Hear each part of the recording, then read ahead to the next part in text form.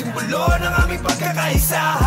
Ito ang ating panahon, gininto ang taon. Halina kapatid, atin tong selebrasyon. Sumabay, huwag sayangin ang pagkakataon. Minsan ang pagtitipon na punong-puno ng aksyon. Mga hidwaan kalimutan, halina't magkamayan. Negatibong pangyayari, huwag na nating pag-usapan. Respeto at ugnayan, yun lamang ang kailangan. Ang tumibay pat lumalim ang ating pinagsamahan. Kaya kampay, mga kapatid, bigay-bugay sa tagumpay na ating nakamit. Samahang walang katulad at walang kapalit. Mula noon hanggang ngayon patuloy sa pag-asik. At saludo sa mga nauna at umalalay. Kumabay sa mga bago at sa oras ay nag-alay. Kayo ang dahilan ba't kapatiran ay mahusay. Mga aral at leksyon ay dadalhin hanggang sa hukay. Bagong yugo, handa ng tahakin.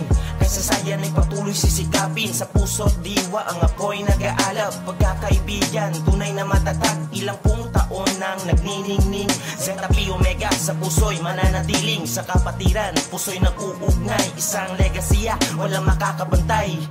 Mahaba ang daan, subok na ang tibay. Sa mga pagsubok ay laging tagumpay. Sa bawat tagakbang, tagumpay ang aanihin. Pagkakaisa, lakas natin na mahuhulin. Panibagong taon, panibagong hamon. Muli na namang lilipad ang agila sa himpapawid. Zeta Pi Omega. Ano man ang mangyari, kami ay mananatili patuloy sa paglipad ng agila.